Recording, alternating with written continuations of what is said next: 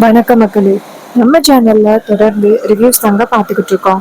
அந்த வகையில இப்ப நம்ம இதை பத்தின ரிவ்யூ பார்க்க போறோம் அப்படின்னா, கார்த்திக் கதையில அடுத்து என்ன நடக்க போகுது அப்படிங்கறத பத்தி தாங்க இந்த வீடியோல பார்க்க போறோம். ஸோ மறக்காம இந்த வீடியோவுக்கு லைக் பண்ணிக்கோங்க. நம்ம சேனலை சப்ஸ்கிரைப் பண்ணிட்டு பக்கத்துல உள்ள பெல்லைக்கானையும் கிளிக் பண்ணி ஆல் செட் பண்ணிக்கோங்க.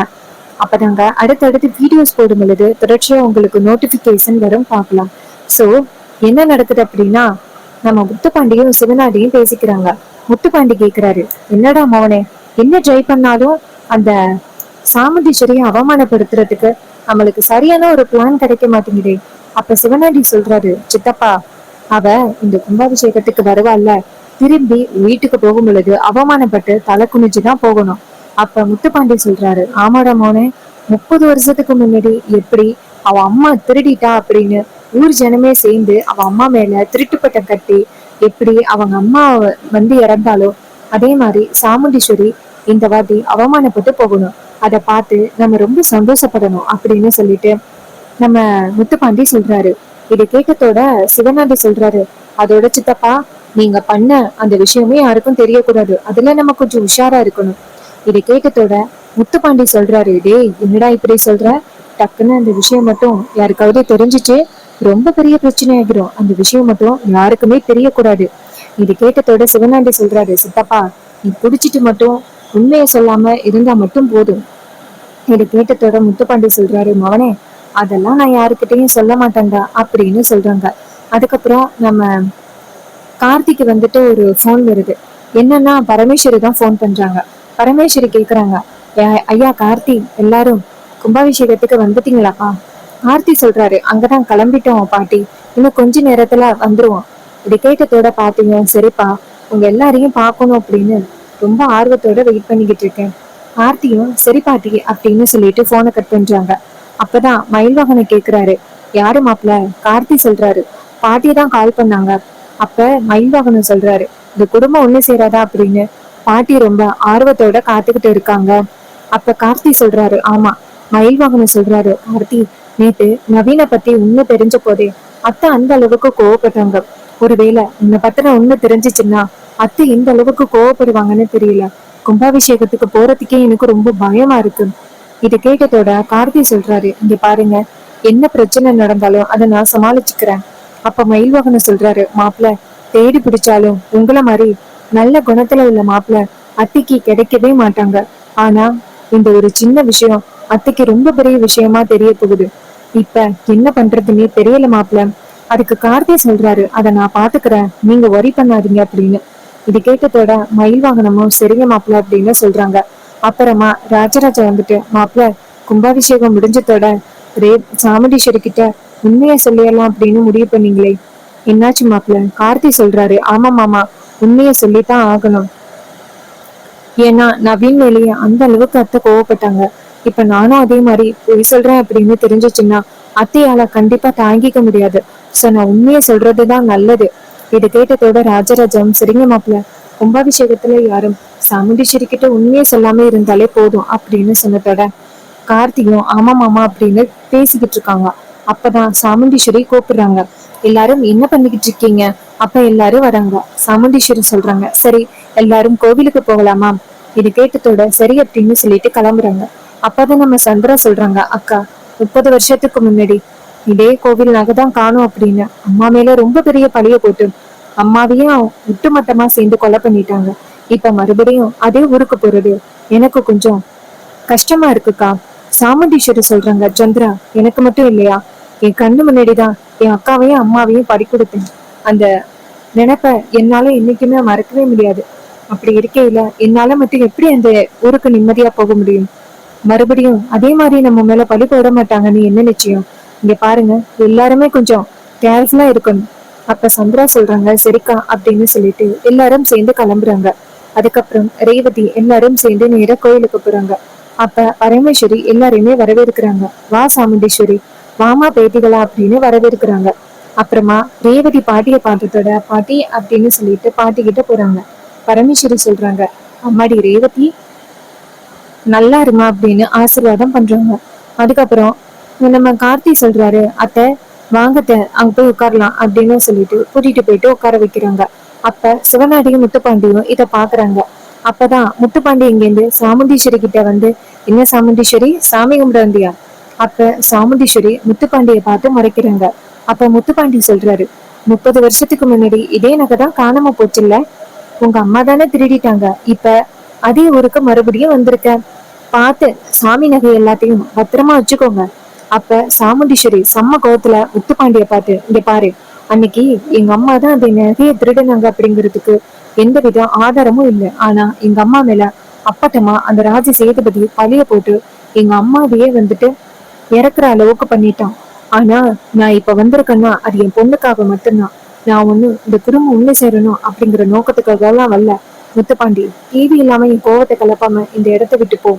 அப்ப மயில் வாகன முத்துப்பாண்டியை பார்த்து, இங்க பாருங்க, நாங்க கோவிலுக்கு சாமி கும்பிட வந்திருக்கோம், தேவையில்லாம நீங்க இடையில பேசாதீங்க அப்படின்னு சொன்னதோட அவரு செம இரிட்டேட் ஆகி அந்த இடத்துல இருந்து போறாரு. அப்புறமா நம்ம கார்த்திகை நேரா சாமுண்டீஸ்வரிய பார்த்து, அத்தை, இந்த மாதிரி 4 பேரு நம்மள சீண்டி பார்க்கணும் அப்படின்னு தான் வருவாங்க, அவங்களுக்கெல்லாம் இடம் கொடுக்காதீங்க. சாமுண்டீஸ்வரி சொல்றாங்க, ஆமா மாப்பிள்ள, நானும் பல விஷயங்களை தாண்டி தான் வந்திருக்கேன். அப்ப கார்த்தி சொல்றாரு, அப்புறம் என்னத்த, ஸ்ட்ராங்கா இருங்க. இது கேட்டதோட சாமுண்டீஸ்வரி சரிங்க மாப்பிள்ள அப்படின்னு சொல்லிட்டு உட்காடுறாங்க. அப்புறமா மயில் வாகனமும் கார்த்தியும் பேசிக்கிறாங்க. மயில் வாகனம் சொல்றாரு, கார்த்தி, இது எல்லாமே அந்த சிவனாண்டியோட வேலைதான், தேவையில்லாம அத்தைய சீண்டி விட்டு வேடிக்கை பாக்குறான். அதுக்கு கார்த்தி சொல்றாரு, இன்னும் எவ்வளவு நேரத்துக்கு அவங்க பிரச்சனை பண்றாங்க அப்படிங்கறதையும் பாத்திரலாம். அவங்க என்ன பண்ணாலும் இந்த வாட்டி அவங்களோட திட்டம் எதுவுமே செல்லுபடியாகாது. மயில் வாகனம் சொல்றாரு, சரிங்க மாப்பிள்ள அப்படின்னு. முத்துப்பாண்டி நேரா சிவனாண்டி கிட்ட, இங்க பாரு, நம்ம இப்ப என்ன பண்ண போறோம்னா சாமிக்கு வச்சிருக்கிற நகையை நம்ம திருட போறோம். சிவனாண்டி சொல்றாரு, சாமி நகையா? ஐயோ, பிரச்சனை ஆகிருமே. அப்ப முத்துப்பாண்டி சொல்றாரு, இங்க பாரு, அந்த சாமுண்டீஸ்வரியா அவமானப்படுத்தணுமா வேண்டாமா? அதுக்கு முத்துப்பாண்டி சொல்றாரு, ஆமா, கண்டிப்பா அவமானப்படுத்தணும். அப்பதான் முத்துப்பாண்டி சொல்றாரு, அப்ப அந்த சாமியோட நகைகளை நம்ம திருட போறோம். அதை திருடி அந்த சாமுண்டீஸ்வரி மேல பழிய போட போறோம். இதை கேட்டதோட சிவனாண்டி கேக்குறாரு, நம்ம போனா கண்டிப்பா கண்டுபிடிச்சிருவாங்களே. முத்துப்பாண்டி சொல்றாரு, அதுக்குதான் எனக்கு தெரிஞ்ச 3 பேரை வர வச்சிருக்கேன், அவங்கள வச்சுதான் இப்ப நம்ம சாமுண்டீஸ்வரிய அவமானப்படுத்த போறோம். இதை கேட்டதோட சிவனாண்டியும் சரி, எங்க அந்த 3 பேரு? அப்ப முத்துப்பாண்டி போன் அடிக்க 3 பேரு அந்த இடத்துக்கு வராங்க. சிவனாண்டி கேக்குறாரு, இந்த 3 பேரையும் நான் எங்கேயுமே பார்த்ததில்லையே சித்தப்பா. முத்துப்பாண்டி சொல்றாரு, இவங்க 3 பேருமே வெளியூர்ல இருந்து இறக்கிருக்க, இவங்க திருடரத்துல கை வந்த ஆளுங்க. இவங்க 3 பேரும் வந்துட்டு நான் ஜெயில பழக்கமா இருந்தவங்க. இங்க பாருங்க, 3 பேரை போயிட்டு இந்த கோவிலுக்காக நகைகள் வச்சிருப்பாங்கல்ல, அதை திருடி எடுத்துட்டு போயிருங்க. இதை கேட்டதோட அந்த ரவுடிங்களும் சரிங்க சார் அப்படின்னு சொல்லிட்டு யாருக்கும் தெரியாம போயிட்டு நகை சொல்றாரு, அவனே இனிமே நடக்க வேண்டியது எல்லாமே தானா நடக்கும் பாரு. நகை காணாம போயிட்டு, நகை காணாம போயிட்டுன்னா எல்லாரும் பழைய விஷயத்த பேச ஆரம்பிப்பாங்க. அப்ப சாமுண்டீஸ்வரிக்கு கோவம் வரும். அப்ப எல்லாரும் சேர்ந்த சாமுண்டீஸ்வரிய தான் குற்றம் சொல்லுவாங்க. பாருடா நடக்க போறத அப்படின்னு சொன்னதோட சிவனாண்டி சொல்றாரு, மாமா, இத்தனை வருஷம் சித்தப்பா, இத்தனை வருஷமா இததான் எதிர்பார்த்துக்கிட்டு இருந்தேன், இப்ப எதிர்பார்த்தது நடக்குது அப்படின்னு சொல்றாங்க. இன்னொரு பக்கம் கோவில்ல சாமி கும்பிட போறாங்க. அப்பதான் தலைவர்கள் நேரா பரமேஸ்வரிய பார்த்து, அம்மா, நகைகளை எடுத்துட்டு வாங்கம்மா, சாமி கும்பிடலாம் அப்படின்னு சொன்னதோட பரமேஸ்வரியும், இதோ இந்த பொட்டிக்குள்ள தானே இருக்கு அப்படின்ட்டு சாவிய கொடுக்குறாங்க. ஆனா எடுக்க போறவங்க பேரதிர்ச்சி ஆகுறாங்க. பரமேஸ்வரி கேக்குறாங்க, என்னாச்சு? அவங்க சொல்றாங்க, அம்மா, இந்த பொட்டி ஏற்கனவே திறந்திருக்கு. இது கேட்டதோட சாமுண்டீஸ்வரி பரமேஸ்வரிக்கு ரொம்ப அதிர்ச்சி. என்ன சொல்றீங்க அப்படின்ட்டு ஓடி போய் பாக்குறாங்க. பார்த்தா அதுல உள்ள நகைகளை காணும். அப்ப அவங்க சொல்றாங்க, என்னம்மா இது, பேங்க்ல இருந்து நகை எடுத்துட்டு வந்தீங்கல்ல? பரமேஸ்வரி சொல்றாங்க, என்னையா இப்படி கேக்குறீங்க, நீங்க எல்லாரும் தானே நகை எடுக்கிறதுக்கு பேங்க்குக்கு வந்தீங்க, இப்ப திடீர்னு இந்த நகை எங்க போனுச்சு? அப்ப விரும்ப சொல்றாரு, இந்த நகைய குடும்பத்துக்குள்ளேயே நீங்களே எடுத்துக்கிட்டு எதுவுமே தெரியாத மாதிரி பேசுறீங்களா? இதை கேட்டதோட செம்ம கோவப்படுறாங்க பரமேஸ்வரி. உன்னால பேச முடியும் அப்படின்னு கண்டமேனிக்கு பேசாத.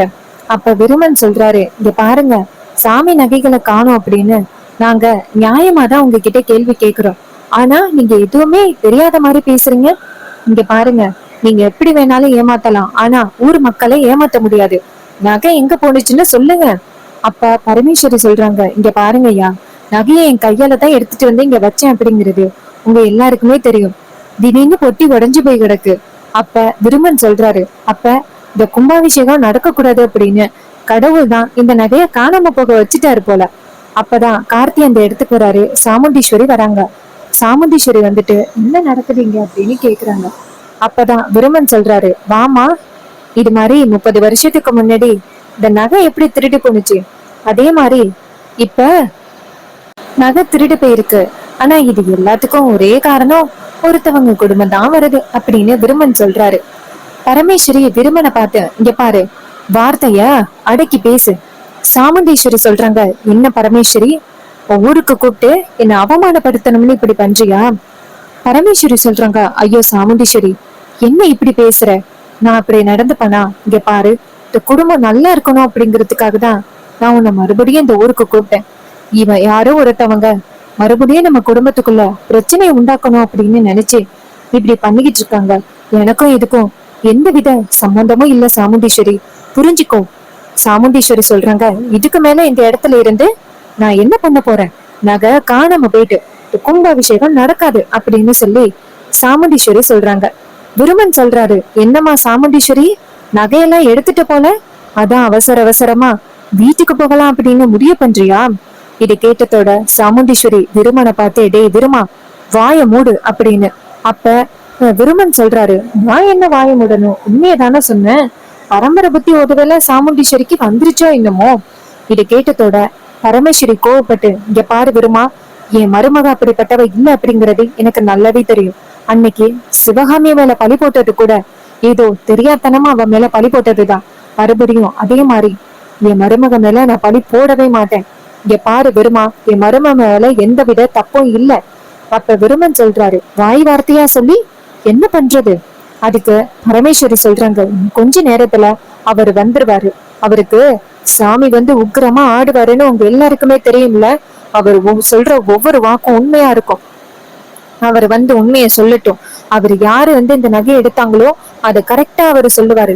அதுக்கப்புறம் உங்க எல்லாருக்கும் இருக்கு அப்படின்னு சொன்னதோட அந்த விருமன் சொல்றாரு, இங்க பாருங்க, ஐயா தான் வரமாட்டாருன்னு எங்களுக்கு தெரியுமே. அப்ப பரமேஸ்வரி சொல்றாங்க, அவரு வரேன்னு என்கிட்ட இப்பதான் போன் பண்ணி சொன்னாரு. இதை கேட்டதோட விருமன் ரொம்ப அதிர்ச்சி ஆக்குறாரு. அதே நேரம் விருமன் முத்துப்பாண்டியையும் சிவனாண்டியையும் பார்க்க, அப்ப முத்துப்பாண்டி சிவனாண்டிய பார்த்து, டேய் மவனே, அந்த ராஜ சேதுபதி வருவான் அப்படின்னு உனக்கு தெரியுமாடா? சிவனாண்டி சொல்றாரு, இல்லையே சித்தப்பா, அவர் வருவாருன்னு எனக்கு தெரியாது சித்தப்பா. இதை கேட்டதோட முத்துப்பாண்டி சொல்றாரு, என்னடா அவன் வந்து சாமி ஆடுவானா, உண்மையை சொல்லிடுவானா? அப்ப சிவனாண்டி சொல்றாரு, சித்தப்பா, இந்த காலத்துல எல்லாம் உண்மையை நம்பிக்கிட்டு இருக்கீங்களா? முத்துப்பாண்டி சொல்றாரு, சரி சரி, இருந்தாலும் கொஞ்சம் பயமா இருக்குல்லடா மவனே. இப்பதான் ஸ்டேஷன்ல இருந்து வந்திருக்கேன், திருப்பி மாத்திக்கிட்டா என்ன பண்றது? அப்ப சிவனாண்டி சொல்றாரு, இது பாருங்க சித்தப்பா, நீங்க மட்டும் உண்மையை சொன்னீங்கன்னா இந்த சாமுண்டீஸ்வரி ராஜசேதுபதியோட குடும்பத்தோட ஒண்ணு சேர்ந்துருவான். அப்புறம் தலைங்கில நின்னாலும் அவ குடும்பத்தை நம்மளால பழி வாங்கவே முடியாது. என்ன நடந்தாலும் சரி, இந்த உண்மை மட்டும் வெளியில வரக்கூடாது. இது கேட்டத்தோட முத்துப்பாண்டியன் சரிடா மவனே அப்படின்னு சொல்றாங்க. அதுக்கப்புறமா பரமேஸ்வரி சொல்றாங்க, சாமுண்டீஸ்வரிய பார்த்து கையெடுத்து கும்பிட்டு, இங்க பாரு, நான் உன்னை விட வயசுல மூத்தவதான் இருந்தாலும் நான் உன்னை கையெடுத்து கும்பிட்டு கேட்டுக்கிறேன். எனக்கு ஒரே ஒரு வாய்ப்பு கொடு. உண்மையில எந்த தப்பும் இல்லை அப்படிங்கிறத நான் நிரூபிக்கிறேன். இதை கேட்டதோட சாமுண்டீஸ்வரியும் சரி அப்படின்னு சொல்றாங்க. அதே நேரம் ராஜ சேதுபதி அங்க வராரு. வந்துட்டு எல்லாரையும் கையெடுத்து கும்பிட ராஜ சேதுபதி கேக்குறாரு, இங்க என்ன நடக்குது? பரமேஸ்வரி விஷயத்த சொல்றாங்க. நகைகளை காணும். ஆரம்பத்துல சிவகாமி மேல எப்படி பழி விழுந்துச்சோ அதே மாதிரி சாமுண்டீஸ்வரி மேல பழி விழுந்திருக்கு. ஆனா அவன் நகை எடுக்கல அப்படிங்கிறது எங்களுக்கு எல்லாருக்குமே தெரியும். இதுக்கு பின்னாடி ஏதோ ஒரு சூழ்ச்சி இருக்கு அப்படின்னு தோணுது. நீங்க தாங்க கண்டுபிடிக்கணும். இது கேட்டதோட ராஜ சேதுபதியும் சரி அப்படின்னு சொல்லிட்டு நேரா சாமி கிட்ட போயிட்டு கையெடுத்து கும்பிட்டு, எப்படி 30 வருஷத்துக்கு முன்னாடி நான் சிவகாமி மேல தப்பான ஒரு பழிய போட்டு அவ இறக்குறதுக்கு காரணமா இருந்தனும், இப்ப அதே மாதிரி அவளோட பொண்ணு மேல பழி விழுந்திருக்கு. அவ எந்த தப்பும் பண்ணியிருக்க மாட்டா அப்படிங்கிற நம்பிக்கை எனக்கு இருக்கு. நீங்க தான் எனக்கு ஒரு முடிவு சொல்லணும் அப்படின்ட்டு அங்க இருந்து அருவாளை எடுக்கிறாரு. அருவாளை எடுத்து சாமி ஆட ஆரம்பிக்கிறாரு. அப்ப எல்லாருமே கையெடுத்து கும்பிடுறாங்க. அப்பதான் விருமன் இதையெல்லாம் பார்த்துட்டு அதிர்ச்சி ஆகுறாரு. ஐயோ, இவரு கையில அருவாளை எடுத்துட்டாருன்னா அவரோட வாக்குதானே வேத வாக்குன்னு இந்த ஊர்ல உள்ளவங்க நம்புவாங்க. ஒருவேளை உண்மையை சொல்லிட்டா என்ன பண்றது அப்படின்னு பயப்படுறாரு. அதே நேரம் நம்ம விருமன் அந்த இடத்துல இருந்து எஸ்கேப் ஆக பார்க்க, அப்ப பரமேஸ்வரி விருமனை பார்த்து, ஏ விருமா, எங்க போற? நில்லு, நீதானே அடுக்கடுக்கா கேள்வி கேட்ட, அதே நேரம் அந்த இடத்துக்கு நம்ம கார்த்தி வராரு. அப்ப ராஜ சேதுபதி சாமி ஆடுறாரு. பரமேஸ்வரி அங்கேருந்து போயிட்டு ராஜ சேதுபதிய பார்த்து கையெடுத்து கும்பிட்டு, ஐயா 30 வருஷத்துக்கு முன்னாடி என்ன நடந்துச்சு அப்படிங்கறத பத்தி உங்களுக்கு தெரியும். ஒரு அப்பாவி பொண்ணு மேல நான் பழி போட்டுட்டேன். இதனால அவ உசிரே போச்சு. 30 வருஷமா இந்த குடும்பம் பிரிஞ்சு இருந்துச்சு. மறுபடியும் இந்த குடும்பம் ஒண்ணு சேர்றதுக்கு ஒரு வாய்ப்பு கிடைச்சிச்சு. இந்த குடும்பத்தை ஒண்ணு சேர்க்கலாம் அப்படின்னு நினைக்கும் பொழுது அதே குடும்பத்து மேல மறுபடியும் ஒரு பழி விழுந்திருக்கு. நீங்க தான் ஐயா எங்களுக்கு உதவி பண்ணணும் அப்படின்னு சொல்லிட்டு கையெடுத்து கும்பிடுறாங்க. கையெடுத்து கும்பிடும் பொழுது அந்த இடத்துக்கு ராஜ சேதுபதி என்ன சொல்றாருன்னா, யாரது வா அப்படின்னு கூப்பிட்டதோட பரமேஸ்வரி சாமுண்டீஸ்வரிய பார்த்து வா அப்படின்னு சொல்லி கூப்பிடுறாங்க. அப்ப விருமன் சொல்றாரு, சாமுண்டீஸ்வரி பொய் சொன்னா அந்த இடத்துக்கு போகாத. அப்ப சாமுண்டீஸ்வரி அந்த விருமனை பார்த்து முறைச்சுக்கிட்டே நேரா அந்த சாமி கிட்ட போய் நிக்கிறாங்க. அப்பதான் அவர் சொல்றாரு, இங்க பாரு, உன் மனசுல எந்தவித அழுக்கும் இல்லை அப்படிங்கிறது எனக்கு நல்லாவே தெரியும். சூழ்ச்சிகளால நீ கொஞ்சம் சிக்கியிருக்க. இங்க பாரு சாமுண்டீஸ்வரி, நீ பயப்படாத. உண்மையில எந்த தப்பும் இல்லை அப்படிங்கிறது எனக்கு நல்லாவே தெரியும். 30 வருஷத்துக்கு முன்னாடி நடந்த தப்பு அது அந்த பரமேஸ்வரி மேல எந்தவித தப்பும் இல்லை. இது எல்லாத்துக்கும் காரணம் ஒருத்தன் தான். அவன் இந்த கூட்டத்துக்குள்ளதான் நிக்கிறான். இப்பவே அவன் என் காலில் விழுந்து மன்னிப்பு கேட்கல அப்படின்னா அவனுக்கு என்னுடைய அருவாதான் பதில் சொல்லும் அப்படின்னு சொல்லிட்டு ஆஹ் நம்ம ராஜ சேதுபதி சத்தம் போடுறாரு. இதை கேட்டதோட முத்துப்பாண்டி நேரா சிவனாண்டிய பார்த்து, என்னடா மவனே இப்படி சாமி ஆடுறாரு? அப்பதான் சிவனாண்டி சொல்றாரு, அதான் சித்தப்பா எனக்கு ஒண்ணும் புரியல, என்ன பண்றதுன்னு தெரியலையே. அதுக்கு நம்ம முத்துப்பாண்டி சொல்றாரு, நம்ம இந்த இடத்த விட்டு போயிருவோமா அப்படின்னு நினைச்சு திரும்பும் பொழுது நம்ம ராஜ சேதுபதி எதிர்க்க வந்து நிக்கிறாரு. ராஜ சேதுபதியை பார்த்ததோட முத்துப்பாண்டி அதிர்ச்சி ஆகுறாரு. ராஜ சேதுபதி முத்துப்பாண்டிய பார்த்து, நீ இப்ப உண்மையை சொல்ல போறியா இல்லையா அப்படின்னு சொன்னதோட ராஜ சேதுபதி சொன்னதை கேட்டுட்டு முத்துப்பாண்டி கேக்குறாரு, நான் என்ன உண்மையை சொல்லணும்? அப்ப ராஜ சேதுபதி டக்குன்னு வந்துட்டு அவரு சக்திய காமிக்க ஆரம்பிக்கிறாரு. முத்துப்பாண்டி டக்குன்னு காலில் விழுந்து, ஐயா என்ன மன்னிச்சிருங்க, நான் தான் காரணம். சிவகாமி அவளா இறக்கல, நான் தான் விஷத்தை கலந்தேன். இந்த சாமுண்டீஸ்வரி பரமேஸ்வரிக்கும் பிரச்சனையை தூண்டி விடுறதுக்காக பண்ணலனா எதேச்சையா பண்ணது இப்படி ஆகிட்டு. அந்த சிவகாமி எனக்கு பிடிச்சிருந்துச்சு, அவங்கிட்ட தப்பா நடந்துக்க பார்த்தேன்.